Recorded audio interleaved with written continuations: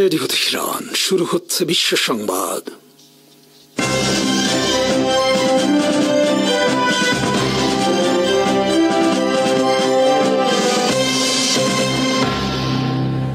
শুরুতেই সংবাদ শিরোনাম। ইসরায়েলকে বর্জনের হুমকি ওয়াশিংটনের। $175 বিলিয়ন ব্যয়ে নতুন মিসাইল সিস্টেম নির্মাণ কর্মসূচি ঘোষণা যুক্তরাষ্ট্রের। ইরানের পারমাণবিক স্থাপনায় হামলা চালানোর প্রস্তুতি ইসরায়েলের। ভারতের অভিযোগ, পাকিস্তানকে সামনে রেখে ভারতের বিরুদ্ধে যুদ্ধ করছে চীন। ইসরায়েল যদি দ্রুত গাজা যুদ্ধ শেষ না করে তাহলে ইসরায়েলকে বর্জনের হুমকি দিয়েছে ট্রাম্প প্রশাসন। হোয়াইট হাউস থেকে নেতানিয়াহু সরকারকে জানিয়ে দেওয়া হয়েছে এই তথ্য। নেতানিয়াহু সরকারকে বলা হয়েছে, গাজায় যুদ্ধ বন্ধ না করলে ইসরায়েলের ওপর থেকে মুখ ফিরিয়ে নেওয়া হবে। মঙ্গলবার এই খবর প্রকাশ করেছে ওয়াশিংটন পোস্ট।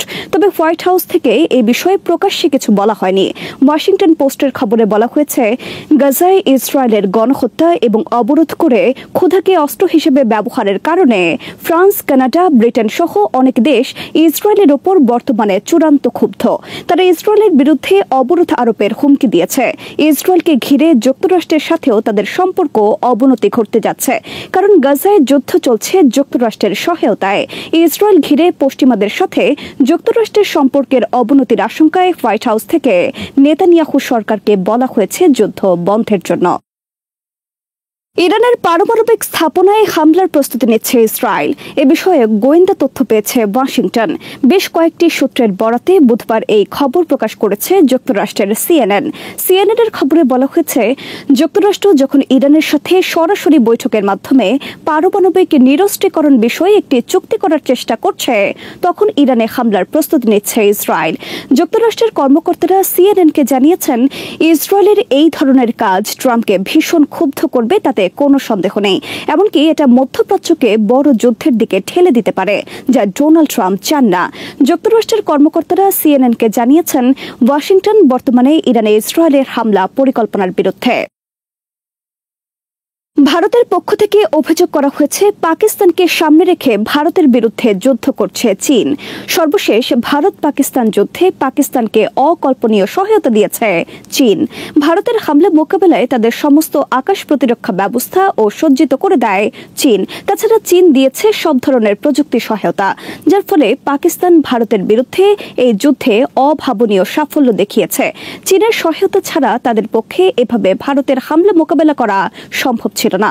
ভারতের মোদি নিয়ন্ত্রিত গদি মিডিয়া বর্তমানে এই বয়ান প্রতিষ্ঠা করার চেষ্টা করছে তাদের পরাজয়ের গ্লানি লাঘবের জন্য। দেশীয় তথাকথিত গণমাধ্যমের পাশাপাশি এখন আন্তর্জাতিক অঙ্গনেও ভারত এই প্রচারণার কৌশল নিয়েছে। বুধবার বিবিসির একটি খবরের শিরোনাম করা হয়েছে, ভারত পাকিস্তান যুদ্ধের প্রকৃত জয়ী হল চীন। বিবিসির এই প্রতিবেদনে পাকিস্তানের যুদ্ধ জয়ের কৃতিত্ব দেওয়া হয়েছে চীনকে। একইভাবে যুক্তরাষ্ট্রের বিভিন্ন প্রভাবশালী গণমাধ্যমকে ম্যানেজ করে যুক্তরাষ্ট্র এই ধরনের বয়ান প্রতিষ্ঠার চেষ্টা করছে। তারা বোঝাতে চাচ্ছে তারা আসলে পাকিস্তানের কাছে পরাজিত হয়নি। পাকিস্তানকে সামনে রেখে চীন ভারতের বিরুদ্ধে যুদ্ধ করছে।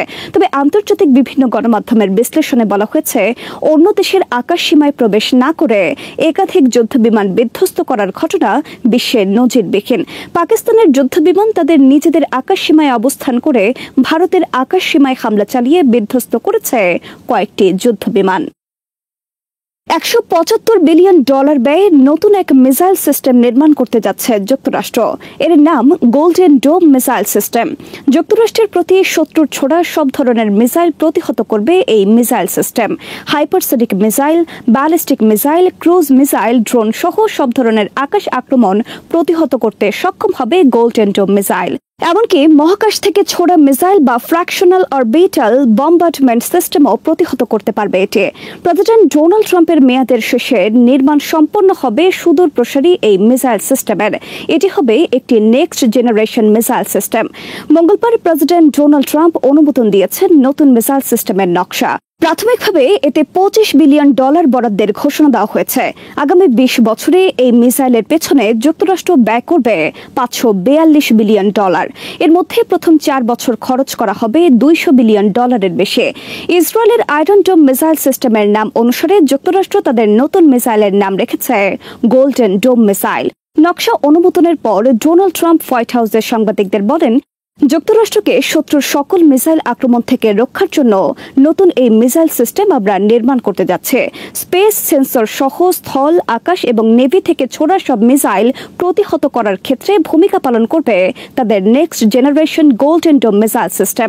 এমনকি মহাকাশ থেকে ছোড়া মিসাইলও প্রতিহত করতে পারবে তাদের নতুন মিসাইল। এ সময় প্রতিরক্ষা মন্ত্রী পিট হেগসেথ বলেন, গোল্ডেন ডোম মিসাইল সিস্টেম একটি গেম চেঞ্জার। পরবর্তী প্রজন্মের জন্য আমরা এই মিসাইল সিস্টেম তৈরি করতে যাচ্ছি যা ভবিষ্যতে আমেরিকা এবং আমেরিকানদের সুরক্ষা দেবে শত্রুর যে কোনো আক্রমণ থেকে। পারমাণবিক এবং প্রচলিত উভয় ধরনের মিসাইল ছুড়তে পারবে গোল্ডেন ডোম মিসাইল সিস্টেম। প্রকাশিত খবরে বলা হয়েছে, গোল্ডেন ডোম মিসাইল সিস্টেম শত্রুর মিসাইল ছোড়ার প্রস্তুতির সময়ই আক্রমণ চালাতে পারবে।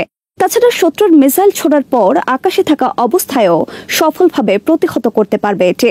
ডোনাল্ড ট্রাম্প বলেছেন, কানাডা তাদের এই মিসাইল কর্মসূচিতে অংশগ্রহণের আগ্রহ প্রকাশ করেছে।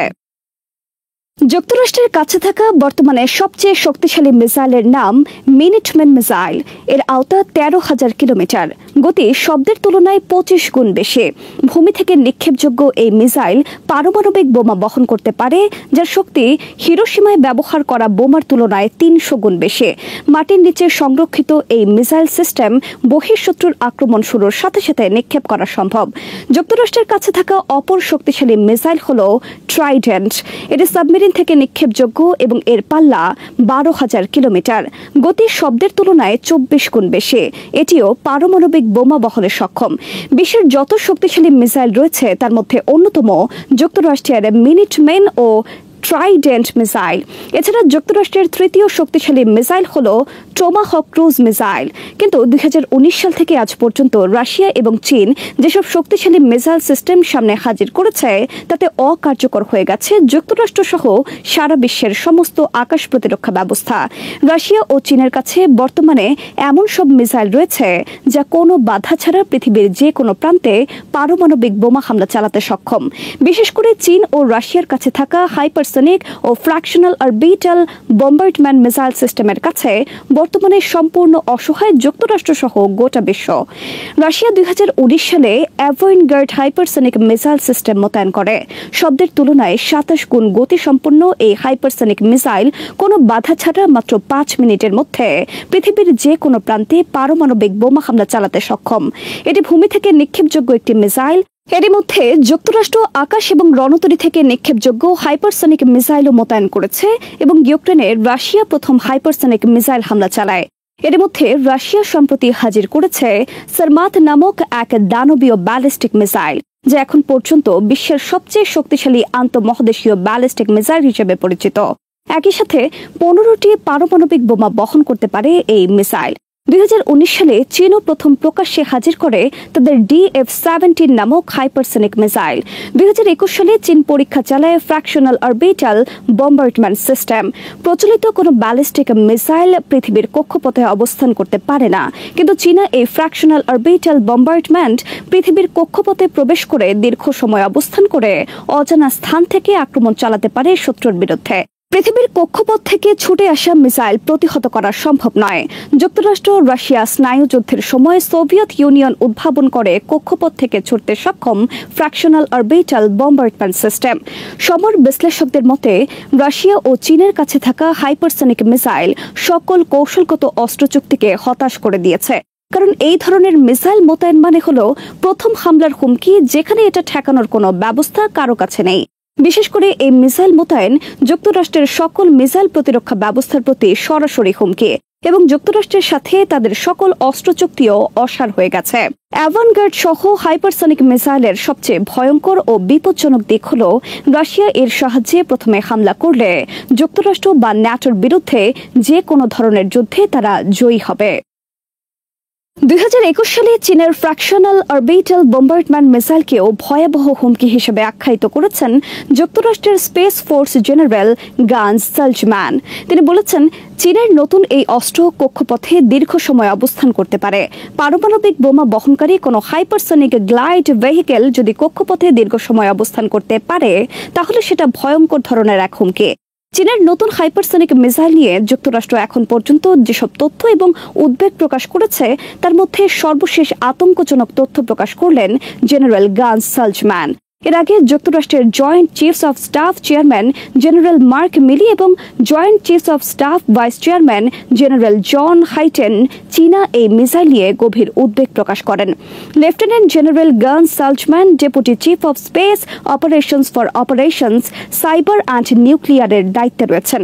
2021 সালের গত জুলাই এবং অগস্ট মাসে চীন নতুন দুটি হাইপারসনিক মিসাইলের পরীক্ষা চালিয়েছে, যাকে ফ্র্যাকশনাল অরবিটাল বম্বার্ডমেন্ট সিস্টেম হিসেবে আখ্যায়িত করা হচ্ছে। এই মিসাইল টেস্টে হতবাক এবং বিস্মিত যুক্তরাষ্ট্র।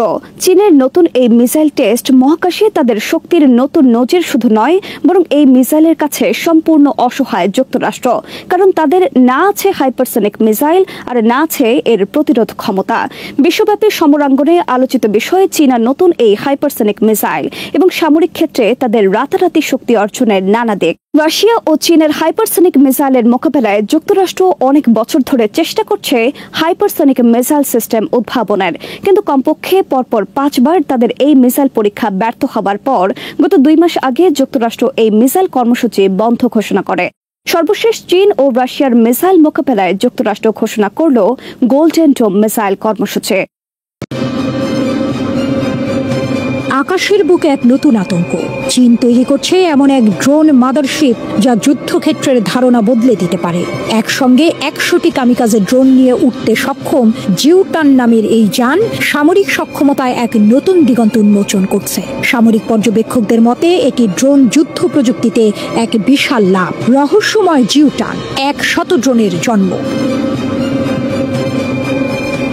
সানশি অ্যান্ড ইকুইপমেন্ট টেকনোলজি দ্বারা তৈরি জিউটান, যার অর্থ উচ্চ আকাশ, চীনা বিমান বাহিনীর কার্যক্ষমতাকে আরও বাড়ানোর জন্য ডিজাইন করা হয়েছে। চীনের রাষ্ট্রীয় গণমাধ্যম জানিয়েছে জিউটানের 4র্থ প্রোটোটাইপের কাঠামো তৈরি শেষ হয়েছে এবং এটি এখন পরীক্ষা এবং ইনস্টলেশন পর্যায়ে রয়েছে। ধারণা করা হচ্ছে আগামী মাসেই এর প্রথম উড্ডয়ন শুরু হবে। গত নভেম্বরে জুহাই ইয়ার শোতে প্রথম উন্মোচিত হয় এই জিউটান। 25 মিটার ডানার বিস্তার, 12 ঘন্টার উড্ডয়ন ক্ষমতা এবং 7000 কিলোমিটার পর্যন্ত পাল্লা এটিকে এক অদম্য শক্তি দিয়েছে। 16 টন ওজনের এই ড্রোন মাদারশিপ নজরদারি সরঞ্জাম, যুদ্ধাস্ত্র বা এমনকি মনুষ্যবিহীন আকাশযান সহ 6 টন পর্যন্ত প্যালোড বহন করতে পারে। তবে এর সবচেয়ে চমকপ্রদ ক্ষমতা হলো উড্ডয়নের মাঝপথেই একসঙ্গে শত শত ড্রোন মোতায়েন করার ক্ষমতা। রাষ্ট্র প্রকাশিত ভিডিও ফুটেজে দেখা গেছে কিভাবে এটি শত শত ড্রোনকে একযোগে উন্মোচন করতে পারে, যা শত্রুর বিমান প্রতিরক্ষা ব্যবস্থাকে সহজেই পরাস্ত করতে সক্ষম। এই ঝাঁক আক্রমণ কৌশল আধুনিক যুদ্ধক্ষেত্রের জন্য এক নতুন চ্যালেঞ্জ। ড্রোন ঝাঁকের কৌশলগত সুবিধা। তাইওয়ান প্রণালীর দিকে চীনের চোখ।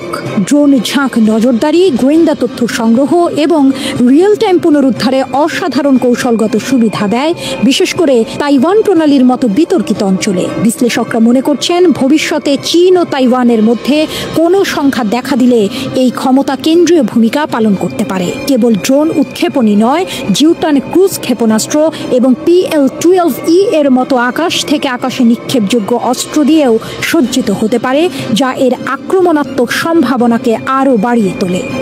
উচ্চতায় কাজ করার ক্ষমতা এটিকে রাডার শনাক্তকরণ এবং অনেক স্থলভিত্তিক বিমান প্রতিরক্ষা ব্যবস্থার নাগালের বাইরে রাখে। এটি জিউটানকে উচ্চ বেঁচে থাকার ক্ষমতা সম্পন্ন আকাশ অস্ত্র প্ল্যাটফর্মের এক নতুন শ্রেণীতে স্থান দিয়েছে।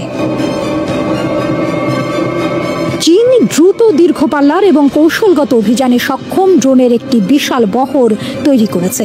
এর আগে তারা দক্ষিণ চীন সাগরের বিতর্কিত অঞ্চল এবং তাইওয়ানের কাছাকাছি WZ-7 এবং TB-001 স্করপিয়ন ড্রোনের মতো মডেল মোতায়েন করেছে। এই উন্নয়নগুলো বেইজিং এর মনুষ্যবিহীন যুদ্ধে মার্কিন আধিপত্যের প্রতিদ্বন্দ্বিতা করার আকাঙ্ক্ষাকে প্রতিফলিত করে, বিশেষ করে RQ-4 গ্লোবাল হক এবং MQ-9 রিপারের মতো প্ল্যাটফর্মের বিরুদ্ধে। তবে তার আমেরিকান প্রতিপক্ষের বিপরীতে জিউটানের ঝাঁক মোতায়েন করার ক্ষমতা এটিকে এক ভিন্ন উচ্চতায় নিয়ে গেছে।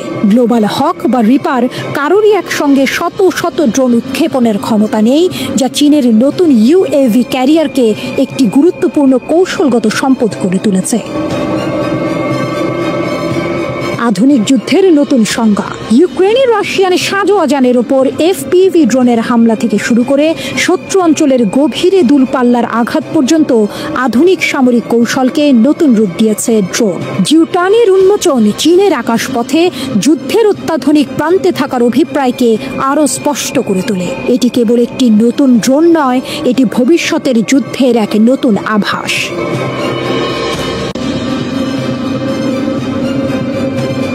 বন্ধুত্বের বাঁধন নাকি রণহুঙ্কার? বিশ্বের ভূ রাজনৈতিক মঞ্চে ফের একবার ক্ষমতার সমীকরণ বদলের ইঙ্গিত। ইউক্রেন যুদ্ধের আবহে যখন পশ্চিমা বিশ্ব রাশিয়ার ওপর একের পর এক নিষেধাজ্ঞা জারি করছে, ঠিক তখনই মস্কোর দিকে সাহায্যের হাত বাড়িয়ে দিল বেইজিং। শুধু হাত বাড়ানোই নয়, রীতিমতো ঢাকঢোল পিটিয়ে ঘোষণা করল রুশ সেনাবাহিনীর সঙ্গে তাদের বাস্তব ভিত্তিক সহযোগিতা সম্প্রসারণের কথা। চীনের প্রেসিডেন্ট সি জিনপিং এর মস্কো সফরের ঠিক পরেই এই ঘোষণা যেন আগুনে ঘি ঢালার শামিল। প্রশ্ন উঠছে, এই বাস্তব ভিত্তিক সহযোগিতার আড়ালে আসলে কি লুকিয়ে আছে? বন্ধুত্বের উষ্ণ আলিঙ্গন নাকি ভবিষ্যতের কোনো রণহুঙ্কারের পূর্বাভাস? দ্বিতীয় বিশ্বযুদ্ধ বিজয় দিবসের কুচকাওয়াজে সি জিনপিং এর উপস্থিতি মোটেও অপ্রত্যাশিত ছিল না। গত কয়েক বছর ধরেই মস্কো আর বেইজিং এর সম্পর্ক ক্রমশ গাঢ় হয়েছে। তবে ইউক্রেন যুদ্ধ যেন সেই বন্ধুত্বকে আরও এক ধাপ এগিয়ে নিয়ে গেল। পশ্চিমা দেশগুলোর রক্তচক্ষু উপেক্ষা করে চীন রাশিয়ার পাশে দাঁড়িয়েছে। অর্থনৈতিক ও রাজনৈতিকভাবে সমর্থন জুগিয়ে অভিযোগের তীরও হজম করতে হয়েছে বেইজিংকে।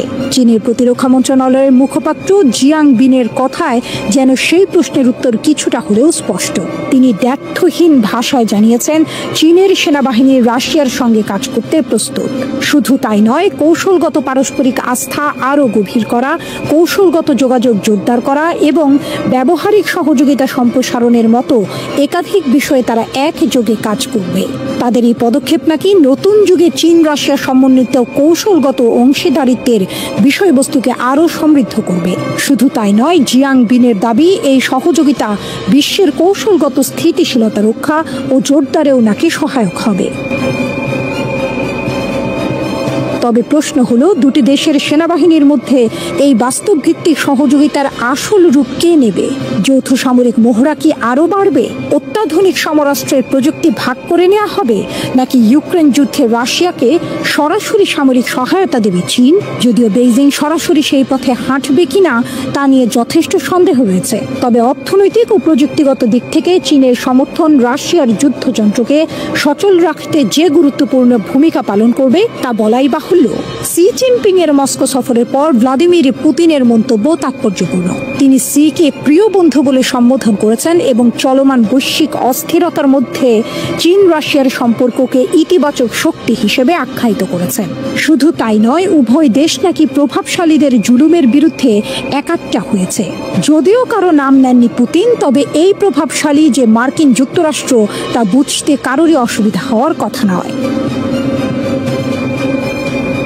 আসলে চীন ও রাশিয়া উভয়েরই পশ্চিমাদের, বিশেষ করে আমেরিকার ওপর খর্ব করার একটি দীর্ঘমেয়াদী লক্ষ্য রয়েছে।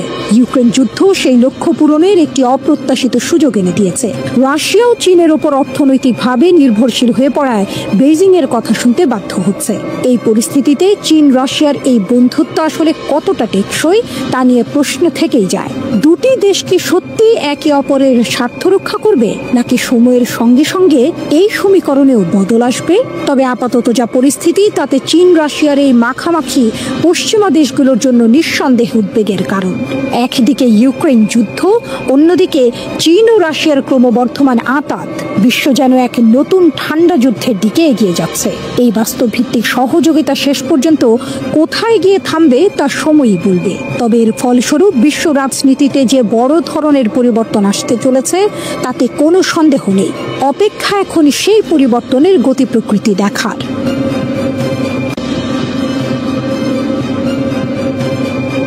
তারা বলেছিল আগুন দিয়েই নিভে যাবে এই দাবানল, কিন্তু ইতিহাস জানে যেখানে প্রতিরোধের ছায় দীর্ঘ হয় সেখানে ভয় কখনো রাজত্ব করে না। আর আজ ইরান দাঁড়িয়ে আছে যেন ধ্বংসের মুখে অটল এক প্রতিজ্ঞা নিয়ে। চারিদিকে যুদ্ধের গুঞ্জন, পশ্চিমা শক্তির হুঁশিয়ারি, তবুও খামেনির দেশ নত হয় না, কাঁপে না। ইরানের পাশে আছে রাশিয়া।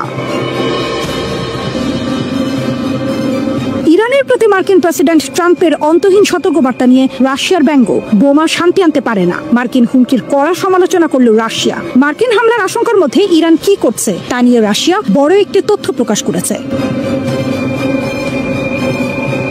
রাশিয়া আবারও আমেরিকাকে সতর্ক করে দিয়েছে যেন তারা ইরানের কোন স্থাপনায় হামলা না চালায়। রাশিয়ার পররাষ্ট্র মন্ত্রণালয়ের মুখপাত্র মনে করেন, মার্কিন প্রেসিডেন্টের এই হুমকি শুধু ভয় দেখানো, আর তাতে কোনো বাস্তব সমাধান নেই।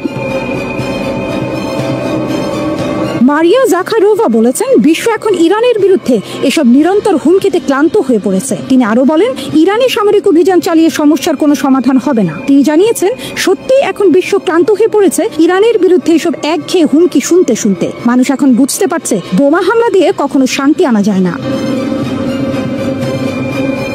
রাশিয়ার প্রেসিডেন্টের দপ্তর ক্রেমলিন বলেছে, ট্রাম্প যেভাবে ইরানকে হুঁশিয়ারি দিয়েছেন সেটি খুবই কঠোর বক্তব্য। ক্রেমলিনের মুখপাত্র জানিয়েছেন, ইরান এখন যেসব পদক্ষেপ নিচ্ছে তা আসলে নিজেদের রক্ষা করার জন্য।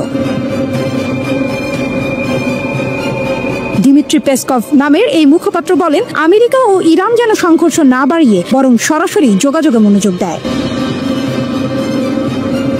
রাশিয়া ইরানের খুব ঘনিষ্ঠ মিত্র। তারা আগেও অনেকবার আমেরিকাকে সতর্ক করেছে যেন তারা তেহরানে হামলা না চালায়। এই ঘটনার একদিন আগে রাশিয়ার সংসদের নিম্নকক্ষ ইরানের সঙ্গে একটি প্রতিরক্ষা চুক্তি অনুমোদন করেছে। এই চুক্তির মূল লক্ষ্য হল রাশিয়া ও ইরানের মধ্যে রাজনৈতিক, সামরিক এবং অর্থনৈতিক সম্পর্ককে আরও গভীর করা। রাশিয়ার পক্ষ থেকে বলা হয়েছে, এই চুক্তি রাশিয়া ও ইরানের সম্পর্ককে এমন এক স্তরে নিয়ে যাচ্ছে যেখানে দুই দেশ পূর্ণাঙ্গ কৌশলগত অংশীদার হিসেবে কাজ করবে। এতে উভয় দেশের জন্য গুরুত্বপূর্ণ নানা ক্ষেত্রে সহযোগিতা আরও জোরদার হবে এবং একটি ন্যায্য ও বহুমুখী আন্তর্জাতিক ব্যবস্থা তৈরির দিকেও এগিয়ে নিয়ে যাবে। আরো বলা হয়েছে, এই চুক্তিতে 47টি ধারা রয়েছে, যার মধ্যে রয়েছে পররাষ্ট্রনীতিতে পারস্পরিক সহযোগিতা, দেশের সার্বভৌমত্ব রক্ষা, আঞ্চলিক অখণ্ডতা বজায় রাখা, নিরাপত্তা ও স্থিতিশীলতা নিশ্চিত করা। এছাড়াও বাণিজ্য, অর্থনীতি, বিজ্ঞান, বিনিয়োগ, প্রযুক্তি, শিক্ষা, স্বাস্থ্য, খেলাধুলা, সংস্কৃতি, পর্যটন সহ বিভিন্ন ক্ষেত্রে একসঙ্গে কাজ করার নীতিমালাও নির্ধারণ করা হয়েছে।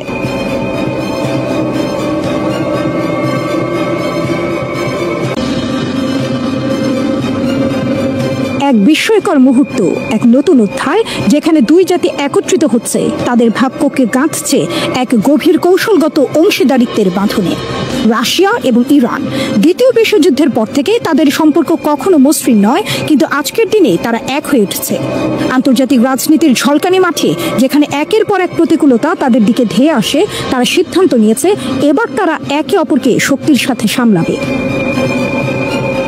এই চুক্তি রাশিয়া ইরান সম্পর্ককে একটি বিস্তীর্ণ কৌশলগত অংশীদারিত্বের স্তরে উন্নীত করে। উভয় দেশের জন্য বিভিন্ন অগ্রাধিকার ক্ষেত্রগুলিতে সহযোগিতা আরও গভীর করার লক্ষ্য রাখে এবং একটি ন্যায়সঙ্গত বহু মেরু আন্তর্জাতিক ব্যবস্থা প্রতিষ্ঠাকে উৎসাহিত করে। রাশিয়ার উপপররাষ্ট্রমন্ত্রী আন্দ্রেই রুদেনকোর ঘোষণা। সম্ভাব্য ইরান মার্কিন যুদ্ধে হস্তক্ষেপ করবে রাশিয়ান সামরিক বাহিনী। ইরান রাশিয়ার সাথে কৌশলগত প্রতিরক্ষা চুক্তি স্বাক্ষর করেছে। আমেরিকা যদি ইরানি ঘাঁটিতে হামলা চালায় তবে আমরা তাকে সাহায্য করব না। তেহরান এবং ওয়াশিংটনের মধ্যে ক্রমবর্ধমান উত্তেজনার মধ্যে মস্কোর বড় ইরানপন্থী পদক্ষেপ। রাশিয়ার সংসদের নিম্নকক্ষ ইরানের সাথে একটি প্রতিরক্ষা চুক্তি অনুমোদন করেছে বলে জানা গেছে। চুক্তির লক্ষ্য ইরানের সাথে রাজনৈতিক, সামরিক এবং অর্থনৈতিক সম্পর্ক আরও গভীর করা। উভয় দেশ একে অপরকে সাধারণ নিরাপত্তা হুমকি মোকাবেলায় সহায়তা করতে সম্মত হয়েছে। শর্ত দেয় যে কোনো দেশ যদি আগ্রাসনের মুখোমুখি হয় তবে কোনো দেশই অন্যের শত্রুকে সাহায্য করবে না। রাশিয়ার উপপররাষ্ট্রমন্ত্রী আন্দ্রেই রুদেনকো বলেছেন, এই চুক্তি রাশিয়া ইরান সম্পর্ককে একটি বিস্তৃত কৌশলগত অংশীদারিত্বের স্তরে উন্নীত করে।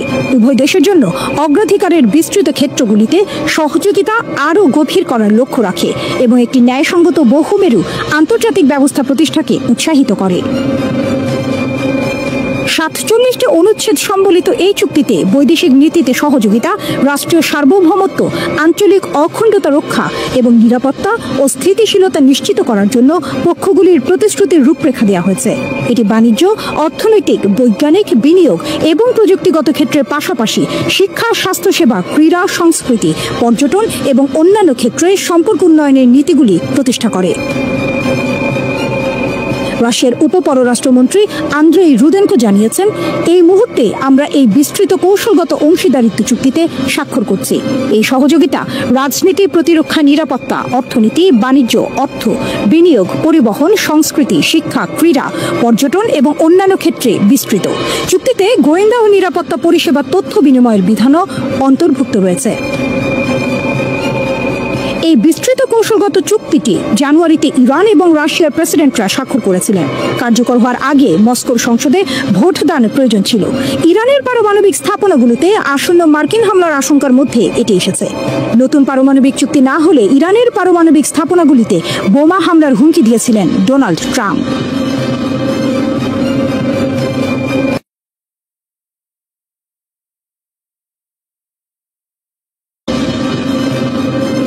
বিশ্ব কাঁপানো সামরিক মহড়া। চীন, রাশিয়া ও ইরান একসঙ্গে সমুদ্রে শক্তি প্রদর্শন করতে চলেছে। ভারত মহাসাগরে শুরু হচ্ছে এক অবিশ্বাস্য শক্তি প্রদর্শনের খেলা। চীন, রাশিয়া ও ইরান একসঙ্গে বিশাল নৌ মহড়ার পরিকল্পনা করেছে, যা বিশ্ব রাজনীতির ভারসাম্য বদলে দিতে পারে। এই মহড়ার নাম সিকিউরিটি বেল্ট 2025, যেখানে চীনের অত্যাধুনিক টাইপ 052D ক্ষেপণাস্ত্র ধ্বংসকারী জাহাজ থাকবে। রাশিয়া তার প্রশান্ত মহাসাগরীয় যুদ্ধজাহাজ মোতায়েন করবে, আর ইরান নিয়ে আসবে বিপ্লবী গার্ড কর্পসের শক্তিশালী নৌ ইউনিট। বিশ্বব্যাপী নজর কাড়া এই সামরিক মহড়া কেবল প্রতিরক্ষামূলক নাকি আক্রমণাত্মক? এই বিশাল সামরিক মহড়া হবে ইরানের চাবাহার বন্দরের কাছে, যেখানে 3 দেশের নৌবাহিনী একসঙ্গে বিভিন্ন কৌশল চর্চা করবে। এ যেন এক নতুন শক্তি জোটের উত্থান। মহড়ার মূল লক্ষ্য বলা হয়েছে সামুদ্রিক নিরাপত্তা বৃদ্ধি ও জলদস্যুতা দমন। তবে বিশেষজ্ঞরা বলছেন এটি পশ্চিমাদের জন্য এক স্পষ্ট বার্তা। মহড়ার গোপন এজেন্ডা কি? বিশেষজ্ঞরা মনে করছেন চীন, রাশিয়া ও ইরান এই মহড়ার মাধ্যমে নিজেদের সামরিক শক্তি প্রকাশ করছে। পশ্চিমা বিশ্ব, বিশেষ করে মার্কিন যুক্তরাষ্ট্র, এই ত্রিপক্ষীয় জোটকে উদ্বেগের চোখে দেখছে। কারণ এই অঞ্চলে হরমুজ প্রণালী রয়েছে, যা বিশ্বের অন্যতম গুরুত্বপূর্ণ জ্বালানি রুট। বিশ্ববাজারে তেলের দামের উপর এর সরাসরি প্রভাব পড়তে পারে। চীনের সর্বাধুনিক যুদ্ধজাহাজ টাইপ 052D। চীন এই মহড়ায় মোতায়েন করেছে তার type 052D guided missile destroyer. এই জাহাজটি একটি ভাসমান দুর্গ। এতে রয়েছে বাউতো ক্ষেপণাস্ত্র ব্যবস্থা, যা 64টি ক্ষেপণাস্ত্র বহন করতে পারে। আকাশ, জল এবং স্থলে আঘাত হানতে সক্ষম এই জাহাজটিকে বলা হয় চীনের এজিস ডেস্ট্রয়ার। রাশিয়ার শক্তিশালী যুদ্ধ জাহাজ। রাশিয়া তার প্রশান্ত মহাসাগরীয় নৌবহর থেকে শক্তিশালী মার্শাল সাপোসনিক্স ডেস্ট্রয়ার এবং ভারিয়া ক্রুজার মোতায়েন করতে পারে। বিশেষজ্ঞদের মতে ইউক্রেন যুদ্ধের মধ্যেও রাশিয়ার এই উপস্থিতি পশ্চিমাদের জন্য এক বড় চ্যালেঞ্জ। ইরানের বিস্ময়কর প্রতিরোধ। ইরান আনতে পারে বিপ্লবী গার্ড কর্পসের অত্যাধুনিক জামারান ফ্রিগেট এবং আলবোর্জ যুদ্ধজাহাজ।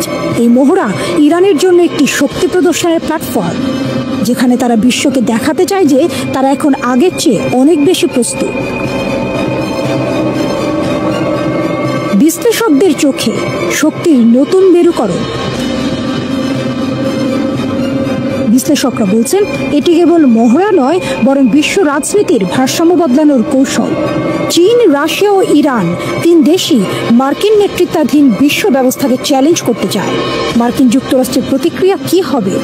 এখন প্রশ্ন হলো, যুক্তরাষ্ট্র কি করবে? তারা কি এই জোটের বিরুদ্ধে নতুন নিষেধাজ্ঞা দেবে, নাকি আরো বড় নৌ মহড়া চালাবে? ইতিমধ্যে মার্কিন নৌবাহিনী এই অঞ্চলে টহল জোরদার করেছে। এই মহড়ার ভবিষ্যৎ কি? বিশ্বের নজর এখন এই মহড়ার দিকে। এটি কি শুধুই এক প্রশিক্ষণ, নাকি ভবিষ্যতের সংঘাতের প্রস্তুতি? আগামী কয়েকদিনেই হয়তো এর আসল রহস্য উন্মোচিত হবে। ফিলিস্তিনের গাজা উপত্যকা জুড়ে গণহত্যামূলক যুদ্ধের পরিধি বাড়িয়ে বিস্তৃত পরিসরে স্থল আগ্রাসন চালিয়ে যাচ্ছে ইসরায়েলি বাহিনী।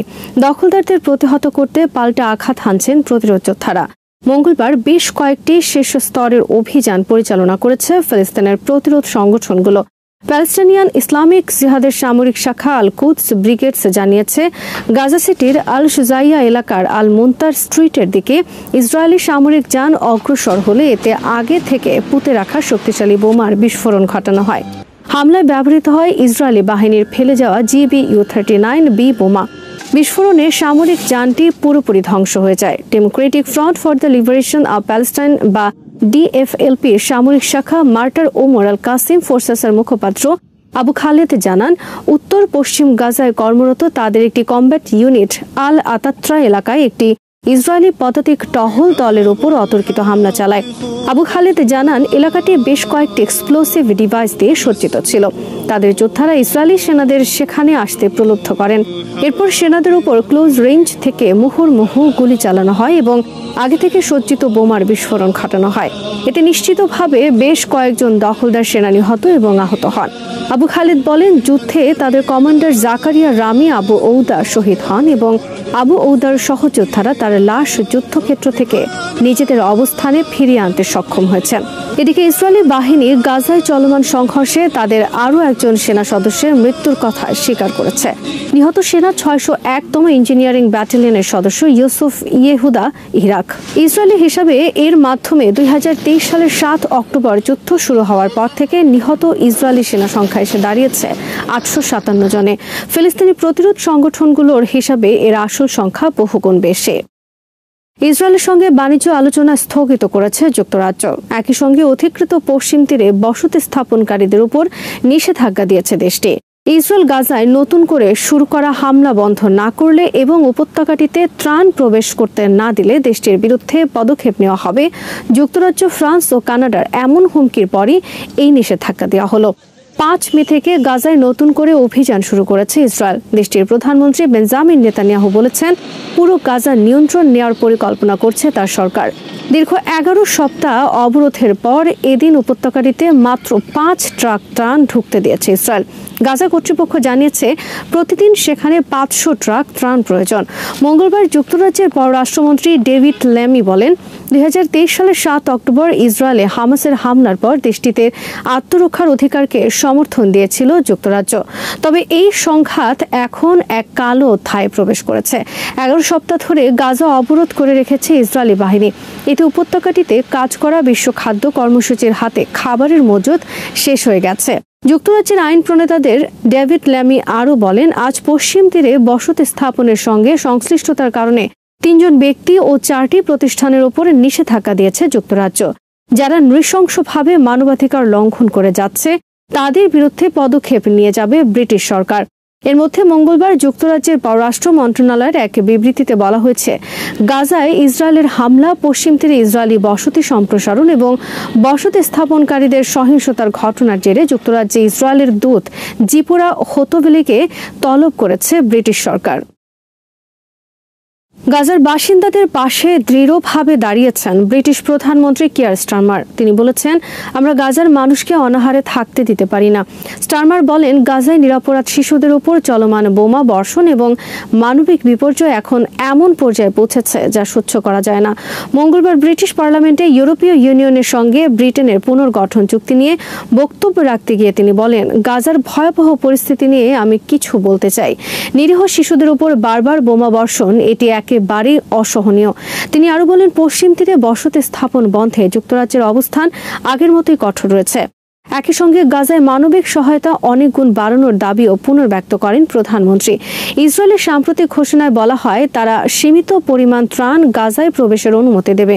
এই প্রসঙ্গে স্টারমার স্পষ্ট ভাষায় বলেন, এই সহায়তার পরিমাণ একেবারেই অপর্যাপ্ত। এটা মেনে নেওয়া যায় না। ব্রিটিশ প্রধানমন্ত্রীর এই মন্তব্য এমন এক সময় এলো যখন আন্তর্জাতিক যুদ্ধবিরতির আহ্বান প্রত্যাখ্যান করে 2023 সালের অক্টোবর থেকে গাজায় ধ্বংসাত্মক সামরিক অভিযান চালিয়ে যাচ্ছে ইসরায়েল। এই অভিযানে এখন পর্যন্ত প্রায় 53,600 ফিলিস্তিনি নিহত হয়েছেন, যাদের অধিকাংশই নারী ও শিশু। মার্কিন সংবাদ মাধ্যম এক্সিওস জানিয়েছে, অবরুদ্ধ গাজা উপত্যকায় যুদ্ধ এখনও চালিয়ে যাওয়ায় ইসরায়েলের প্রধানমন্ত্রী বেঞ্জামিন নেতানিয়াহুর উপর ক্ষুব্ধ হয়েছেন ডোনাল্ড ট্রাম্প। তিনি তার সহযোগীদের জানিয়েছেন নেতানিয়াহুকে যেন বলা হয় তিনি যেন অবিলম্বে এই যুদ্ধ বন্ধ করেন। মার্কিন প্রেসিডেন্টের দফতর হোয়াইট হাউসের 2 জন কর্মকর্তার বরাতে মঙ্গলবার এই তথ্য জানিয়েছে এক্সিওস। ওই কর্মকর্তারা বলেছেন, গাজার শিশু ও সাধারণ মানুষ যে দুর্ভোগের মধ্যে পড়েছেন তার ছবি দেখে ট্রাম্প হতাশ হয়েছেন। এর আগে খবর বেরিয়েছিল যুক্তরাষ্ট্র ইসরায়েলকে হুমকি দিয়েছেন যদি গাজায় যুদ্ধ বন্ধ না করা হয় তাহলে তাদের পরিত্যাগ করা হবে। এক্সিওস বলেছে, এতে করে মার্কিন প্রেসিডেন্ট ও ইসরায়েলি প্রধানমন্ত্রীর মধ্যে মতপার্থক্য স্পষ্টভাবে ফুটে উঠেছে। হোয়াইট হাউসের এক কর্মকর্তা সংবাদ মাধ্যমটিকে বলেছেন, গাজায় যা হচ্ছে তা নিয়ে প্রেসিডেন্ট ট্রাম্প হতাশ। তিনি গাজা যুদ্ধের অবসান চান। তিনি চান গাজায় বন্দী ইসরায়েলিরা ফিরে আসুক, গাজায় ত্রাণ প্রবেশ করুক এবং গাজা পুনর্গঠনের কাজ শুরু হোক। এক্সিওস বলেছে, ট্রাম্প যখন গত সপ্তাহে মধ্যপ্রাচ্যে গিয়েছিলেন তখন হামাস ও ইসরায়েল উভয়কেই যুদ্ধবিরতি চুক্তিতে আসতে চাপ প্রয়োগ করেন তার বিশেষ দূত স্টিভ উইটকফ। তিনি নেতানিয়াহু ও হামাসের কর্মকর্তাদের সঙ্গে ব্যাক চ্যানেলের মাধ্যমে সরাসরি যোগাযোগ করেন, তবে এই চাপেও কোনো কাজ হয়নি। চাপ সত্ত্বেও ইসরায়েলের সেনাবাহিনী গাজার 22 লাখ মানুষকে বাস্তুচ্যুত করে একটি স্থানে নিয়ে যাওয়ার জন্য কাজ করছে। তাদের লক্ষ্য হলো গাজার বেশিরভাগ অংশ ধুলোয় মিশিয়ে দেওয়া। এক্সিওসের তথ্য, হামাসের সঙ্গে ইসরায়েলের যুদ্ধবিরতিতে পৌঁছাতে না পারায় যুক্তরাষ্ট্রের vice president JD Vance Israel সফর স্থগিত করেছেন। ওয়াশিংটনের সঙ্গে তেহরানের পরমাণু বিষয়ক আলোচনা শেষ পর্যন্ত চুক্তিতে গড়ায় কিনা তা নিয়ে সংশয় প্রকাশ করেছেন ইরানের সর্বোচ্চ নেতা আয়াতুল্লাহ আলী খামেনি। মঙ্গলবার তেহরানে এক অনুষ্ঠানে তিনি বলেছেন, আমরা মনে করি না যে এটা কোনো ফল বয়ে আনবে। আমরা জানি না কি হবে। উড়োজাহাজ দুর্ঘটনায় নিহত ইরানের সাবেক প্রেসিডেন্ট ইব্রাহিম রাইসির সম্মানে আয়োজিত এক অনুষ্ঠানে খামেনি বলেন, হাসান রৌহানির সময়ে এ ধরনের পরমাণু আলোচনা কোনো সাফল্য বয়ে আনেনি। ইরান ইউরেনিয়াম সমৃদ্ধকরণ বন্ধ করবে এমন অঙ্গীকারের কথাও প্রত্যাখ্যান করেন ইরানের সর্বোচ্চ নেতা। তিনি বলেন, ইরানকে পরমাণু সমৃদ্ধ হতে দেওয়া হবে না বলাটা ভুল, কারণ কেউ তাদের অনুমতির জন্য অপেক্ষা করছে না। এদিকে ইসরায়েল ইরানের পারমাণবিক স্থাপনায় হামলার প্রস্তুতি নিচ্ছে বলে যুক্তরাষ্ট্রের নতুন গোয়েন্দা তথ্য থেকে জানা গেছে। এই তথ্য জানেন এমন একাধিক মার্কিন কর্মকর্তার বরাত দিয়ে সিএনএন বলেছে, ইসরায়েলি নেতারা এ বিষয়ে চূড়ান্ত সিদ্ধান্ত নিয়েছেন কিনা তা স্পষ্ট নয়। এছাড়া মার্কিন সরকারের মধ্যেও মতবিরোধ আছে যে তারা শেষ পর্যন্ত হামলা চালাবেন কিনা। সিএনএনে এমন খবর প্রকাশিত হওয়ার পর রয়টার্স তাৎক্ষণিকভাবে প্রতিবেদনটি নিশ্চিত করতে পারেনি। জাতীয় নিরাপত্তা পরিষদ মন্তব্যের অনুরোধের জবাব দেয়নি। ওয়াশিংটনে অবস্থিত ইসরায়েলি দূতাবাস থেকেও কোনো প্রতিক্রিয়া জানানো হয়নি। এমনকি ইসরায়েলি প্রধানমন্ত্রীর কার্যালয়ও এই নিয়ে কিছু বলেননি। তবে গোয়েন্দা তথ্যের সাথে পরিচিত একটি সূত্র সিএনএনকে জানিয়েছে, ইরানের পারমাণবিক স্থাপনায় ইসরায়েলি হামলার সম্ভাবনা সাম্প্রতিক মাসগুলোতে উল্লেখযোগ্যভাবে বেড়েছে। সিএনএনের প্রতিবেদনে আরও বলা হয়, ওই ব্যক্তি আরও বলেছেন, যদি যুক্তরাষ্ট্র ইরানের সঙ্গে এমন একটি চুক্তিতে পৌঁছায় যেখানে দেশটির সমস্ত ইউরেনিয়াম অপসারণ করার কথা বলা হয়নি, তাহলে হামলার সম্ভাবনা বেশি থাকবে। জাতীয় সার্বভৌমত্ব ও আঞ্চলিক অখণ্ডতা রক্ষায় পাকিস্তানকে সমর্থনের কথা আবারও জানিয়েছে চীন। মঙ্গলবার বেইজিংয়ে পাকিস্তানের পররাষ্ট্রমন্ত্রী ইসহাক দারের সঙ্গে বৈঠকে এ কথা জানান চীনের পররাষ্ট্রমন্ত্রী ওয়াং ই।